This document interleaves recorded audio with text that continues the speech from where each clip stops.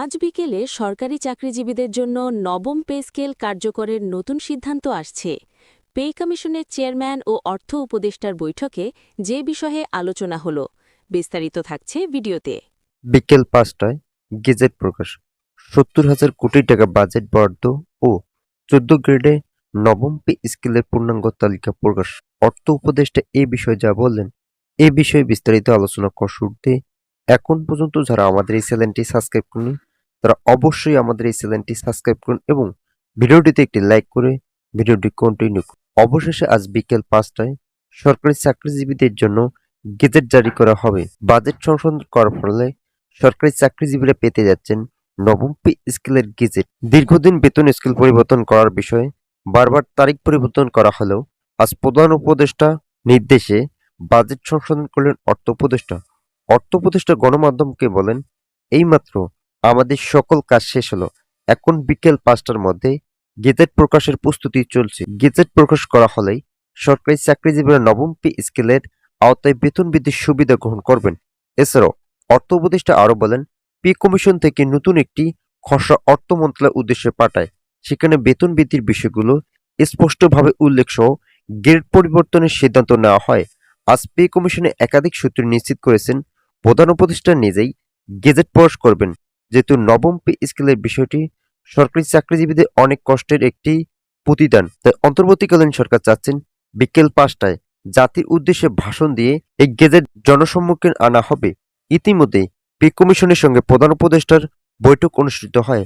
আজকের এই বৈঠকে সরকারি কর্মচারী ফোরামের একাধিক সদস্যরা উপস্থিত ছিলেন। এছাড়াও পে কমিশনের বিভিন্ন দিক নির্দেশনা নিয়ে ধারাবাহিকভাবে তুলে ধরেন পে কমিশন ও অর্থ উপদেষ্টা। তাই প্রধান উপদেষ্টা শতভাগ নিশ্চয়তা দিয়েছেন আজকের মধ্যে গেজেট প্রকাশ করার জন্য। ভিডিওটির এই মুহূর্ত পর্যন্ত এসেও এখন পর্যন্ত যারা আমাদের এই চ্যানেলটি সাবস্ক্রাইব করেনি তারা অবশ্যই আমাদের এই চ্যানেলটি সাবস্ক্রাইব করে পাশে থাকা বেল আইকনটি অল করে দিন।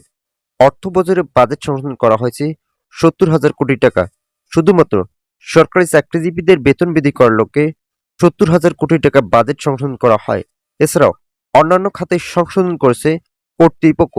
বিশেষ করে বড় আর্থিক ঘাটতি পুষিয়ে নেওয়ার লক্ষ্যে সরকারি চাকরিজীবীদের জন্য প্রতি বছর সরকারকে ব্যয় করতে হবে প্রায় ৭০,০০০ টাকার অধিক পরিমাণ অর্থ।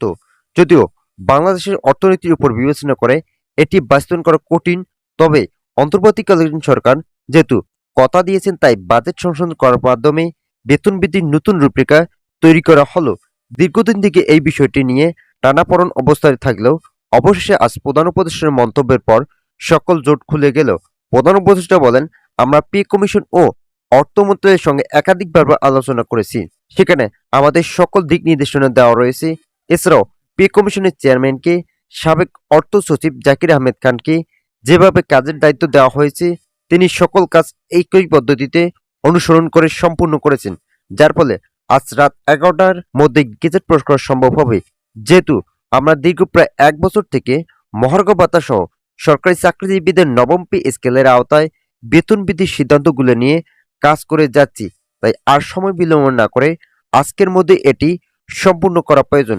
ভিডিওটির এই মুহূর্ত পর্যন্ত এসো এখন পর্যন্ত যারা আমাদের চ্যানেলটি সাবস্ক্রাইব করেনি তারা অবশ্যই আমাদের চ্যানেলটি সাবস্ক্রাইব করে পাশে থাকা বেল আইকনটি অল করে দিন। সূত্র মতে আজ যদি গেজেট প্রকাশ করা হয় তাহলে আগামী ২০২৬ জানুয়ারি থেকে সরকারি চাকরিজীবীরা পাবেন নবম পে স্কেলের আওতায় সকল ধরনের সুযোগ সুবিধা।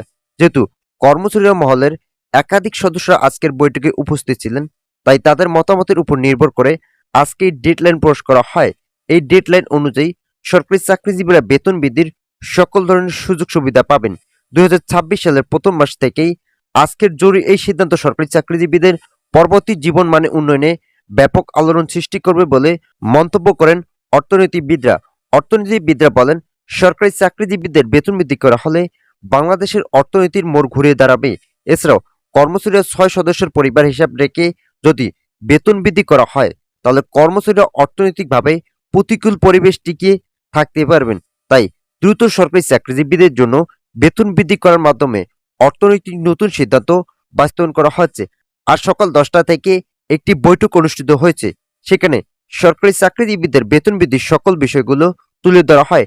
বিশেষ করে যারা নিম্ন গ্রেডের কর্মচারী আছেন তারা বিভিন্ন সময় হতাশগ্রস্ত হয়ে জীবনযাপন করেছেন, তাই তাদের জন্য বেতন বৃদ্ধি করে অর্থনৈতিক ভারসাম্য রক্ষা করার নতুন সিদ্ধান্ত নেওয়া হয়। তো আজকের এই ভিডিওটি এ পর্যন্ত।